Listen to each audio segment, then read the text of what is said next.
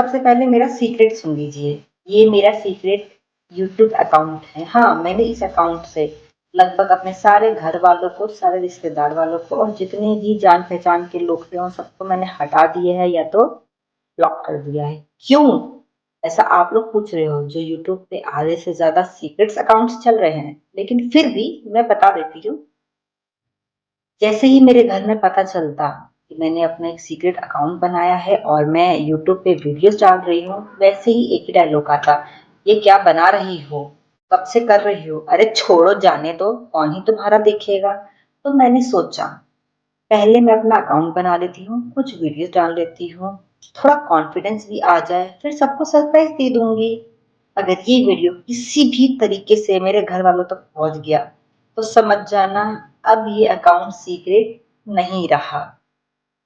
वैसे अगर आप भी कुछ नया शुरू करना चाहते हो लेकिन डर से रुक जा रहे हो मेरी तरह, तो ये चैनल आपके लिए भी है। चलिए अब शुरू करते हैं आज की कहानी। आज मैं आपको कोई ज्ञान देने नहीं आई हूँ, मैं बस एक लाइफ का एक छोटा सा चैप्टर शेयर करना चाहती हूँ।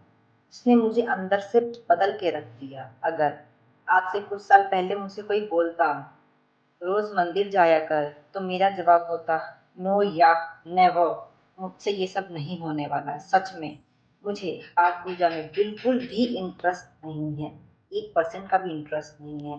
मैं भगवान को मानती ही नहीं थी, या ऐसा बोलो कि मैंने कभी उनके बारे में सीरियसली कभी कुछ सोचा ही नहीं था। मैं बस अपनी लाइफ में बिजी थी, बहुत ज्यादा बिजी थी। फिर एक दिन ऐसा आया जो कि सब पूरे देश को हिला दिया।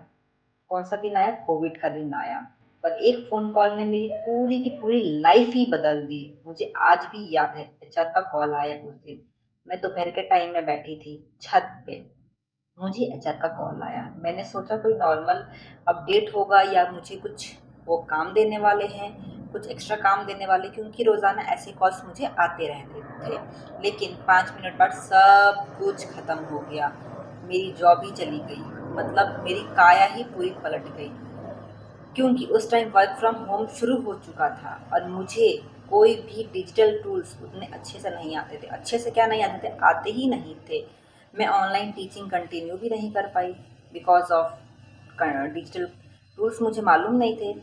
उस दिन फ़ोन कट करने के बाद मैं लगभग 10 मिनट तक स्क्रीन को बस देखती ही रही। समझ ही में नहीं आ रहा था कि अब आगे क्या होगा। 1-2 महीने नहीं, पूरे 2 साल मैं अनएम्प्लॉयड रही। मैंने कुछ भी काम नहीं किया, मैं घर से बाहर भी नहीं गई। और सच बताऊं, जॉब जाने से ज़्यादा दर्द मुझे लोगों के बिहेवियर ने दिया, जो घूम घूम के, आप पता है सबको कि जॉब चली गई है, लेकिन फिर भी घूम घूम के पूछते हैं अभी तक घर पर ही हो। शायद उनके लिए सब नॉर्मल क्वेश्चन था, मेरे लिए नॉर्मल क्वेश्चन नहीं था ये सब। उस टाइम पे मेरे लिए, मतलब जब आपसे कोई फाइनेंशियली इंडिपेंडेंस नहीं हो और आप नहीं हो, और जब लोग आपसे बार बार आके पूछे कि क्या हो गया है, तुम्हारी जॉब कैसे चली गई, और लोग आपको पहले की तरह वैल्यू भी नहीं देते हैं।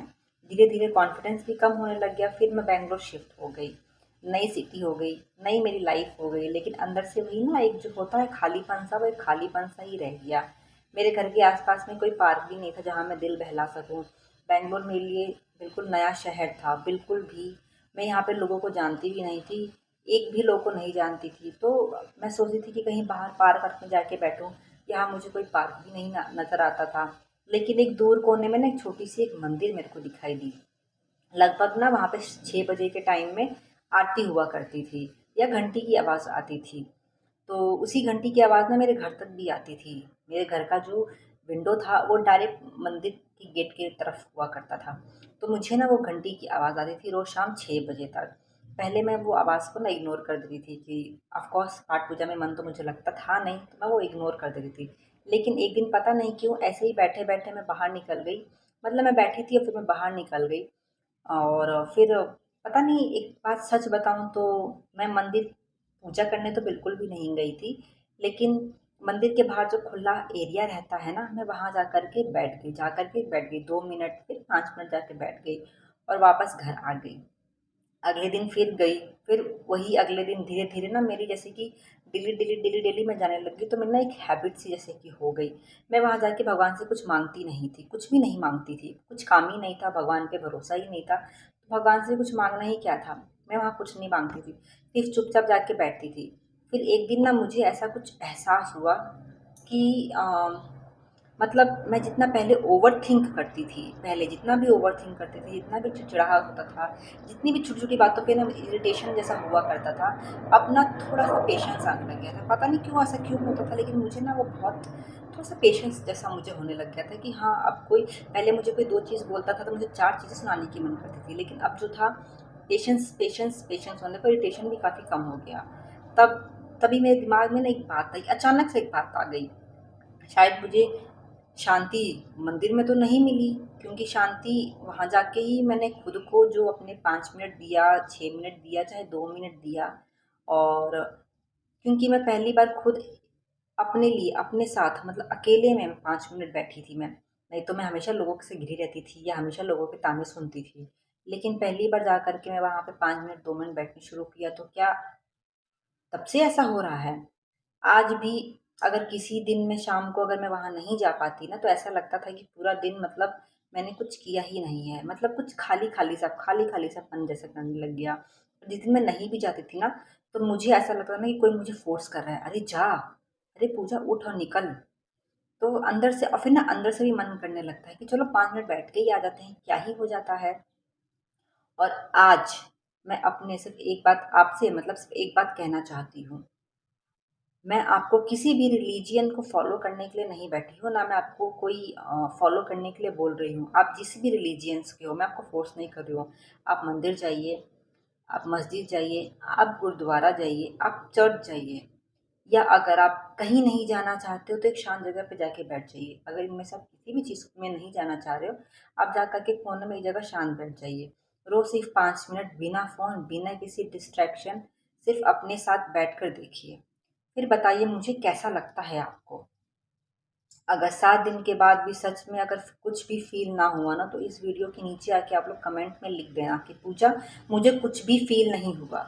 लेकिन अगर आपको अंदर थोड़ा-सा भी बदलाव आया, थोड़ा-सा भी बदलाव आया, इवन मतलब 1% भी अगर बदलाव आया ना और थोड़ी-सी भी शांति मिले ना, तो वो भी मुझे ज़रूर बताना कि पूजा ऐसा भी कुछ हुआ है मेरे साथ। हमें भगवान को ढूँढने की ज़रूरत नहीं है। सही बता रही हूँ, कभी-कभी हमें भगवान को ढूँढने की भी ज़रूरत नहीं है। बस खुद को थोड़ा-सा टाइम देने की ज़रूरत होती है।